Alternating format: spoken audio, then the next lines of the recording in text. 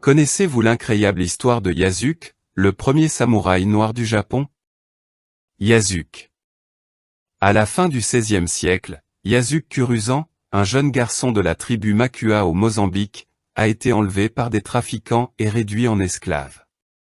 Il sera vendu à des Portugais qui le conduiront en Inde, à Goa dans une colonie portugaise.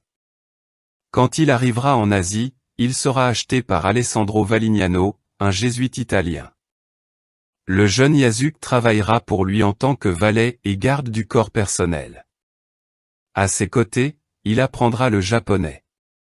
En 1759, Alessandro l'emmenait au Japon où un bel avenir l'attend.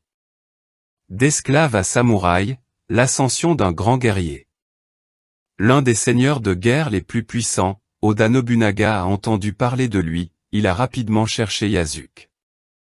Oda a été impressionné par ce jeune guerrier. En effet, il était fasciné par sa peau foncée, ses qualités intellectuelles et son allure. Ravi et étonné, le chef de guerre ordonna qu'une fête soit organisée en l'honneur de l'Africain. Il lui a offert de nombreux cadeaux et de l'argent, ce qui a fait de Yasuke un homme riche et puissance. Oda Nobunaga a également demandé à Valignano si Yasuke pouvait être déposé à son service. En 1581, il devient le garde rapproché, plus précisément le porteur d'armes de Nobunaga, un des chefs les plus puissants d'Asie. Il le lève au rang prestigieux de samouraï, lui offre une maison au château d'Ayushi, situé dans la province nord-est de Tokyo et japonais son nom pour devenir Yasuke. Yasuke a également reçu une allocation et une épée et katana. L'histoire raconte que l'épée katana est considérée comme le symbole d'un guerrier samouraï. Les historiens pensent qu'il est devenu le premier samouraï d'héritage non japonais. Yasuke a accompagné Nobunaga sur le champ de bataille, ensemble ils ont conquis les territoires des Takeda clans, situés dans la région du mont ennemi mortel du clan Oda. En 1582, Nobunaga est trahi par Mitsuhide, l'un de ses généraux, il est contraint de commettre un seppuku, donc suicide rituel. Yasuke, fidèle à Nobunaga, choisit alors de se battre aux côtés de son fils, Oda Nobutada. Mais ce dernier est à son tour attaqué par les troupes de Mitsuhide et doit lui aussi se suicider. Capturé par Mitsuhide, Yasuke est remis à son ancien maître Alessandro Valignano. La fin de sa vie nous reste malheureusement inconnue. La fidélité des samouraïs africains à Nobunaga ne sera jamais oubliée.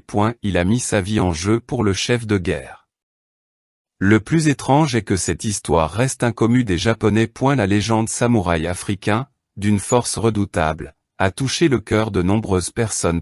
Depuis la fin du XXe siècle, il est rappelé et célébré à travers les mangas, les bandes dessinées, les séries télévisées japonais, les jeux informatiques et les bandes dessinées. Son destin exceptionnel a également été raconté dans le livre Yasuke le samouraï noir, écrit par Serge Bill, et dans un livre jeunesse de 1969 intitulé Kurosuker. Quand Yasuke est arrivé à Kyoto, beaucoup de gens sont venus rencontrer cet homme venu d'ailleurs. Des bousculades meurtrières avaient lieu sur son passage. Selon les historiens, le jeune Africain était d'apparence intimidante. Il était grand, musclé et bien bâti. La foule rassemblée fut surpris par sa couleur de peau et sa taille imposante. Il faut dire qu'il était plus grand que la plupart des Japonais. Cet homme incroyable avait la force de 10 hommes réunis. L'un de ses points forts est qu'il a réussi à maîtriser la langue japonaise en très peu de temps. Cette faculté lui a permis de mieux s'intégrer et d'apprendre la culture et les traditions de ce pays méconnu.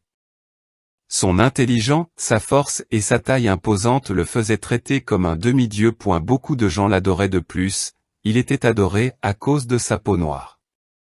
Il convient de noter que Bouddha était souvent représenté avec la peau noire. Cela explique pourquoi Yasuke était vénéré par de nombreuses personnes au Japon.